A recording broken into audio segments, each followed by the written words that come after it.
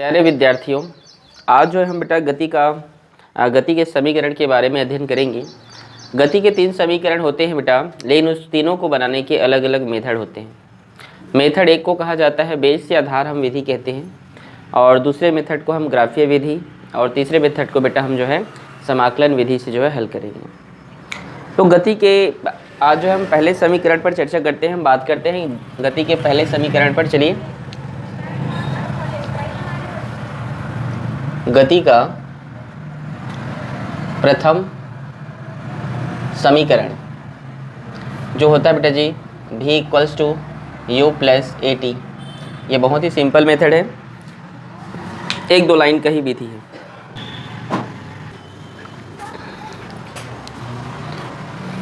तो बेटा चलिए इसको हम प्रूव करते हैं। इसमें आपको ये बताना है कि एक एक जो है वेरिएबल क्या क्या है, ठीक है। तो सबसे पहले बेटा हम चलिए देखते हैं। चलिए सबसे पहले आपको तो लिखना है यहाँ पे कि v क्या है। v बेटा अंतिम वेग है। v क्या है यहाँ पर? अंतिम वेग है। u बेटा आपका प्रारंभिक वेग है, और बेटा आपका यहाँ पर a त्वरण है, और बेटा जी यहाँ पे t आपका क्या है? समय है, ठीक है। इस प्रकार से जो है आपको सभी को एक बार क्या करना है, लिख देना है। और फिर आपको लिखना है कि माना कि जो है कोई गतिशील पिंड जो है u प्रारंभिक वेग से गति करती है, ऐसे करके आपको जो है आपको लिखना है, ठीक है। तो चलिए आप जानते हैं त्वरण जिसे हम एक्सलेशंस भी कहते हैं। a बराबर क्या होता है? वेग में परिवर्तन की दर को क्या कहा जाता है? वेग में परिवर्तन की दर। वेग में परिवर्तन की दर को ही हम त्वरण कहते हैं बटे समय अंतराल। ये त्वरण का बेटा सूत्र है। तो यहाँ पे देखिए a। अब वेग में परिवर्तन कैसे होगा? तो वेग में परिवर्तन अंतिम वेग, और यदि अंतिम वेग से प्रारंभिक वेग को यदि हम घटा देते हैं, ठीक है, तो उसे हम क्या कहते हैं? वेग में परिवर्तन की दर कहते हैं। अर्थात यहाँ पे v minus you by T. अब इस t इधर भाग में है, ये इधर से जाएगा बेटा। इधर से अगर हम इसको ट्रांसपोज कर देंगे तो ये ए टी इक्वल्स टू क्या होगा? v माइनस यू को हम इधर ट्रांसपोज कर देते हैं तो क्या होगा? ये v equals to u plus a t. ये आपका प्रूफ हो गया गति का पहला समीकरण। इसी तरीके से आपको ये आपका पहला गति का समीकरण ये जो है क्या हो गया बेटा? सिद्ध हो गया। इसी प्रकार बेटा हम जो है गति के दूसरे समीकरण को जो है क्या करते हैं? हल करते हैं। गति का दूसरा समीकरण, गति का दूसरा समीकरण आप जानते हैं वो होता है बेटा जी, दूसरा समीकरण है ये गति का द्वितीय समीकरण। ये होता है बेटा s equals to u t plus 1/2 a t का स्क्वायर। जहाँ पर आपको लिखना है बेटा जी s क्या है बेटा? विस्थापन है।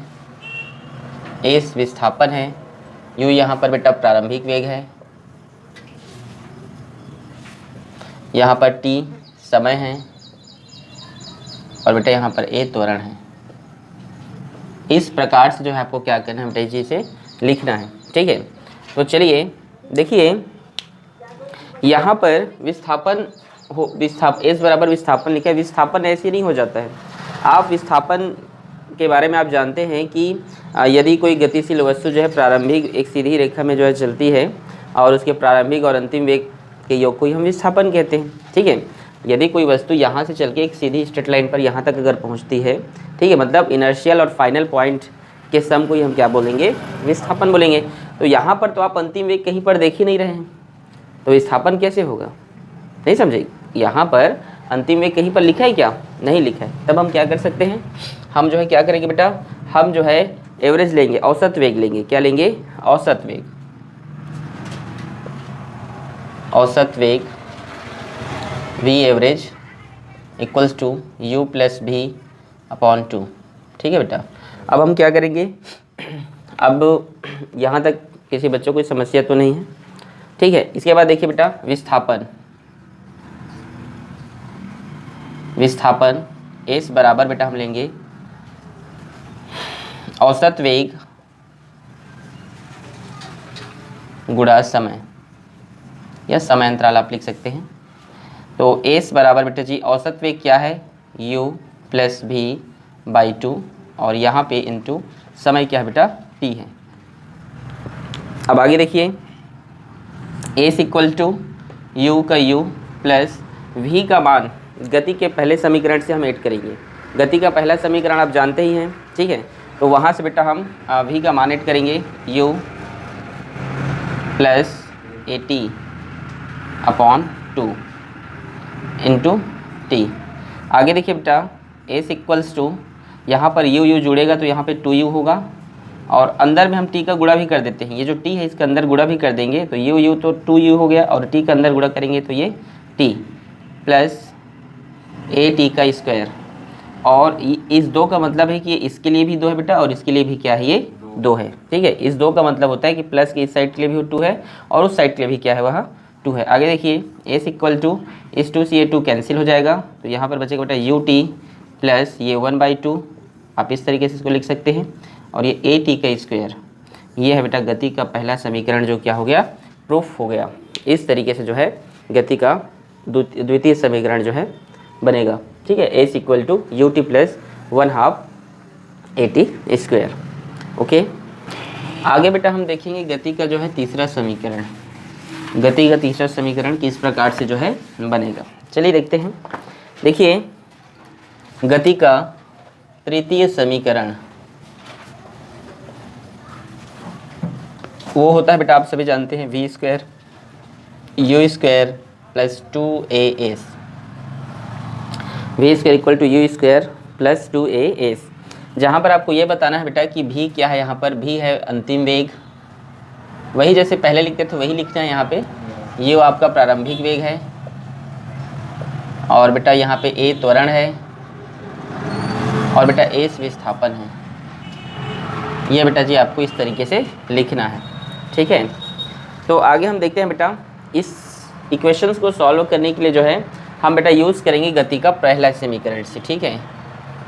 गति का प्रथम समीकरण, गति का प्रथम समीकरण होता है बेटा जी, आप सभी जानते हैं, v equals to u plus a t, ठीक है। यहाँ पर 2 पक्ष हो गया बेटा, दोनों पक्षों का वर्ग करने पर, दोनों पक्षों का वर्ग करने पर तो क्या होगा बेटा, यहाँ पे वर्ग करेंगे तो ये v square equals to u plus a t का वर्ग, इस तरीके से आप लिख सकते हैं। वी स्क्वायर इक्वल्स टू बेटा ए प्लस बी कॉल स्क्वायर यहाँ पर है, मतलब ये ए स्क्वायर प्लस 2ab प्लस यहाँ पर बी स्क्वायर, ए स्क्वायर टी स्क्वायर, ठीक है।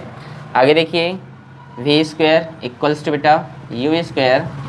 अब यहाँ पे देखिए हम क्या करेंगे, यू स्क्वायर प्लस, ठीक है। यहाँ पे हम क्या करेंगे बेटा, यहाँ पे 2 और a को हम यहाँ पे कॉमन ले लेते हैं, ठीक है।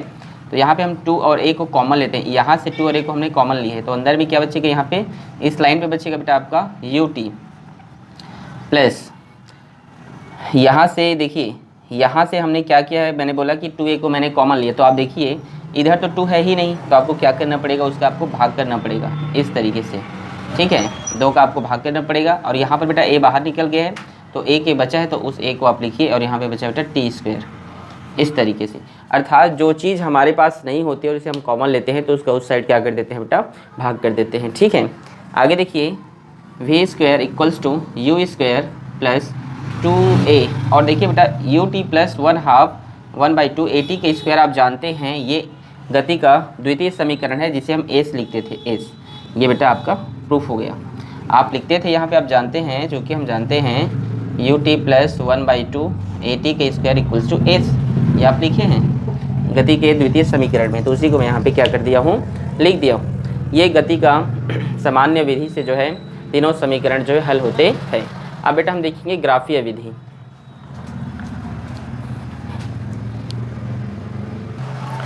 अब बेटा आगे हम चलिए देखते हैं, ये आपको समझ में आ गया होगा, अगर नहीं आया होगा तो एक बार और देखिएगा वीडियो को, अच्छे से आपको पूरा समझ में आ जाएगा, ठीक है। तो बेटा आगे जो है हम ग्राफीय विधि से जो है, एक स्टैंडर्ड मेथड है ये, ग्राफीय विधि से जो है हम क्या करेंगे, गति के समीकरण को हल करेंगे, ठीक है। ये दूसरा मेथड है बेटा, ये मेथड है ग्राफीय विधि। ग्राफीय विधि, ग्राफीय विधि से हम क्या करेंगे, इसको सॉल्व करेंगे। ये कई बच्चों को समझ में नहीं आता है क्योंकि इसमें हम ग्राफ का यूज़ करेंगे, तो डियर स्टूडेंट आपको समझना है बड़े ध्यान से बेटा। चलिए स्टार्ट करते हैं। इस तरीके से बेटा हमको एक क्या कर लेना है, एक लाइन खींचना है जिसको हम वाई एक्सिस बोलेंगे, और ये हमारा एक्स एक्सिस होगा। ये हमारा मूल बिंदु है। इस साइड को एक्स एक्सिस को बेटा हम टाइम समय कहेंगे, और जो है इसे बेटा हमें वेग कहना है। ये वेग है, ये वाई एक्सिस, ठीक है। जैसे कोई दिक्कत, और यहाँ पर ओ क्या है, ओ जो है मूल बिंदु है। देखते हैं अब हम यहाँ पर एक बिंदु ए लेते हैं। यहाँ पर बेटा हम एक बिंदु ए लेते हैं, ठीक है, और जो जिसे हम क्या बोलेंगे, ए वाई एक्सिस पर है, तो इसे हम क्या बोलेंगे, ये है प्रारंभिक वेग u। प्रारंभिक वेग क्या है, ये u है। और यहाँ पर जो है बेटा हम एक बिंदु b लेते हैं, एक बिंदु हम यहाँ पे b लेते हैं, एक पॉइंट हम यहाँ पर b लेते हैं, ठीक है। अब हम क्या करते हैं, इस पॉइंट को जो है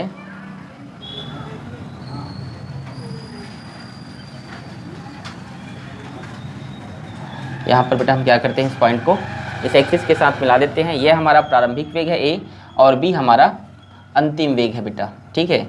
और यहाँ पर हम एक रेखा d प्राप्त करते हैं, एक लाइन d ले लेते हैं यहाँ पे, और इसे हम क्या करते हैं बेटा जी, एक बीच में हम एक लंब खींच दे रहे हैं जिसे हम c बोलेंगे, ठीक है। ओके, तो आगे चलिए देखिए इसको कैसे हल करते हैं।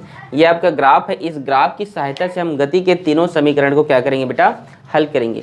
गति का तीनों समीकरण इसके द्वारा क्या होगा बेटा, हल होगा।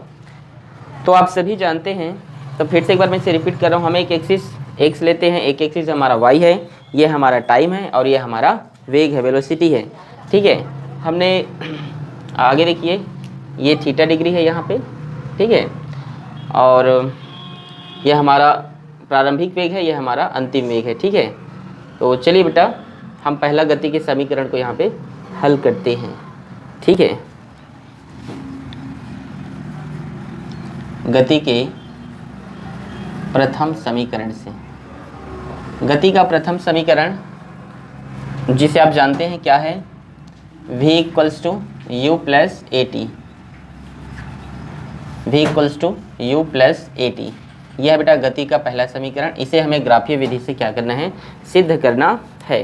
तो चलिए यहाँ पे हम देखते हैं त्वरण। त्वरण बराबर हम लिखें जिसे ए बोलते हैं, ये होता है बेटा tan थीटा। tan थीटा इसे हम ढाल प्रवणता भी बोलेंगे, इसे आप ढाल बोल सकते हैं, ढाल प्रवणता। tan थीटा इसे हम प्रवणता या ढाल बोल सकते हैं, ठीक है।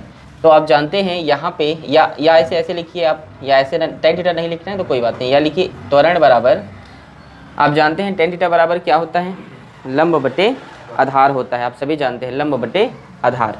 हमने यहाँ पे लंब खींचा था, ठीक, लंब बटे आधार, ठीक है। tan थीटा बराबर लंब बटे आधार होता है। तो आप बताइए यहाँ पे क्या होगा, BC, और आधार है आपका AC। तो आगे देखिए त्वरण A बराबर, आप समझना बेटा इसको, ये वाला जो पॉइंट, ये हमारा क्या है, ये हमारा जो है ये अंतिम वेग है, ये प्रारंभिक वेग है। तो B से C तक का जो वैल्यू होगा वो क्या होगा बेटा, V माइनस U, क्योंकि ये यहाँ से यहाँ तक तो हमने V ले लिया, ठीक है। और ये वाला पॉइंट हमारा U है, ठीक है, ये वाला पॉइंट, ठीक है जी। ये वाला जो पॉइंट है ये क्या है, U है। तो ये वाला जो हमारा पॉइंट होगा यहाँ से यहाँ तक, इसे हम क्या बोलेंगे बेटा, V माइनस U। तो यहाँ पे देखिए आप VC का जो वैल्यू है वो क्या है, V माइनस U, और AC यहाँ से AC जो क्या है, जिसका जो वैल्यू है बेटा ये T है, क्योंकि ये OD के सापेक्ष है। तो यहाँ पे इसे हम क्या लेंगे, इसे T। तो ये कैसे हो गया, आगे देखिए T को इधर ट्रांसपोज कर दीजिए, तो ये AT equals to V minus U, minus U को इधर ट्रांसपोज कर दीजिए, तो V equals to U plus AT। ये इसका क्या बेटा, ये इसका डेरिवेशन है। ये सिद्ध हो गया गति का पहला समीकरण ग्राफीय विधि से। सबसे पहले आप लोगों को एक चीज़ बता दे रहा हूँ कि किसका वैल्यू का मतलब क्या होता है। जैसे यहाँ पे इस ग्राफ में आपको मैं बता दे रहा हूँ, यहाँ पे मैं लिख दे रहा हूँ कि OA बराबर U होगा, OD बराबर यहाँ पे बेटा T होगा, ठीक है। और यहाँ पे जो है देखिए OA U और OD क्या होगा बेटा आपका BC। हाँ, ये जो BC है, ये BC का जो वैल्यू होगा बेटा जी, ये V माइनस U होगा। और यहाँ पे AC बच रहा है, तो OD और AC एक ही लाइन पे है, तो आप बोल सकते हैं AC बराबर T होगा। ये इस तरीके से ये वैल्यू आपको याद होना चाहिए कि OA बराबर U है, AC और ओ डी बराबर टी होगा और बी सी बराबर क्या होगा, भी माइनस यू होगा। इस प्रकार से गति का पहला समीकरण बेटा यहाँ पर क्या होता है, सिद्ध होता है। गति का दूसरा समीकरण, तो गति का द्वितीय समीकरण इसी विधि से जो है चलिए हम हल करते हैं, ग्राफीय विधि से। आप सभी जानते हैं कि यहाँ पे चलिए स्टार्ट करते हैं। आप सभी जानते हैं कि गति का दूसरा समीकरण होता है बेटा जी s equals to u t plus half a t का स्क्वायर। ये होता है बेटा गति का दूसरा समीकरण, ये है गति का द्वितीय समीकरण। ठीक है, तो चलिए इसको हम जो है सॉल्व करते हैं आगे। देखिए इस मेथड को हल करने के अलग अलग राइटर जो है बेटा इसमें अलग अलग यूज़ करते हैं। जैसे पहले ट्राइंगल निकालेंगे, फिर इसके बाद इस आयत को निकालेंगे।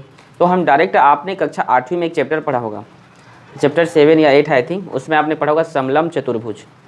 याद आ रहा है ना आप लोग को, समलम चतुर्भुज कक्षा 8वीं में आपने पढ़ा होगा। ठीक है, तो चलिए हल करते हैं बेटा। आप जानते हैं कि यहाँ पे विस्थापन बराबर होगा बेटा, विस्थापन बराबर होगा बेटा यहाँ पे ग्राफ में घिरा क्षेत्रफल, ग्राफ से घिरा हुआ क्षेत्रफल। ठीक है, ग्राफ से घिरा हुआ क्षेत्रफल। ये क्या है बेटा, ये देखिए यहाँ पे क्या क्या ग्राफ से घिरा हुआ है। देखिए ये सभी जो है घिरे हुए हैं, आप देख सकते हैं घिरे हैं कि नहीं। देखिए इस तरीके से ये घिरा हुआ है, आप देख सकते हैं।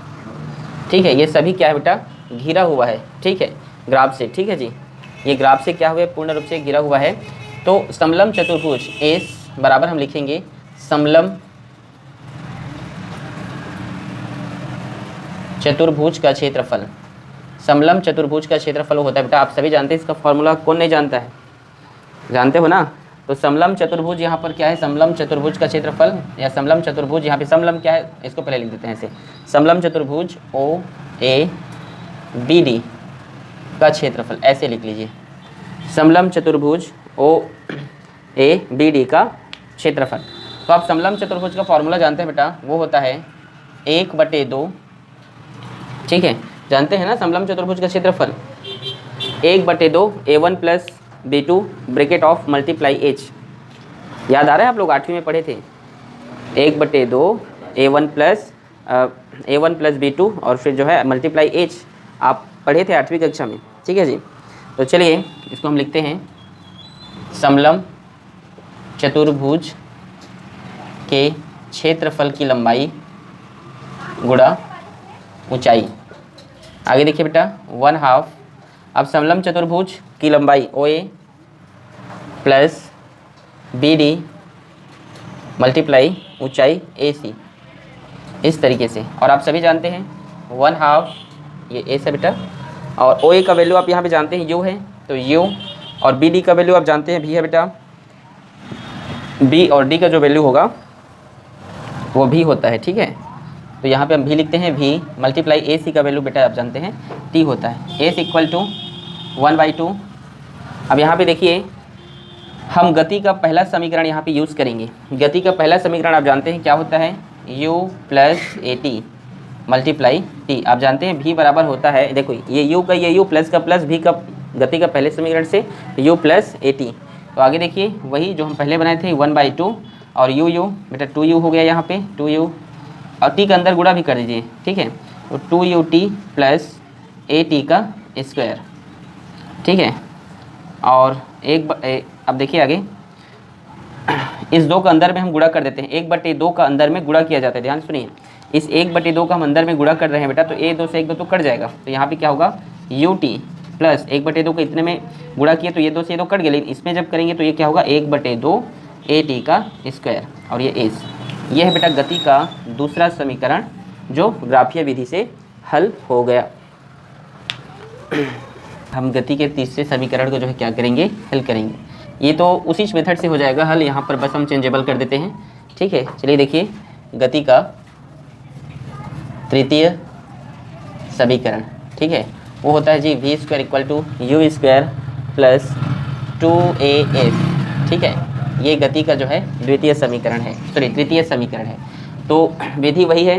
ठीक है, विधि वही है बेटा, आप सभी जानते हैं विस्थापन बराबर होता है समलम चतुर्भुज OABD का क्षेत्रफल। ठीक है, तो चलिए हल करते हैं। S इक्वल्स टू समलंब वही जो आप पहले भी लिखते थे 1/2 OA प्लस BD और मल्टीप्लाई यहाँ पे आपको AC, ठीक है, AC। और यहाँ पर हमें बेटा एक अलग मेथड यहाँ पे यूज़ करना है। OA का वैल्यू आप जानते हैं क्या होता है। OA का वैल्यू देखिए यहाँ से पुट कर दे, या भी मत कीजिए, ठीक है। AC का पहले वैल्यू फाइंड करेंगे। देखिए AC का वैल्यू हम निकालते हैं, आप सभी जानते हैं, यहाँ पे मैं निकाल दे रहा हूँ, ठीक है।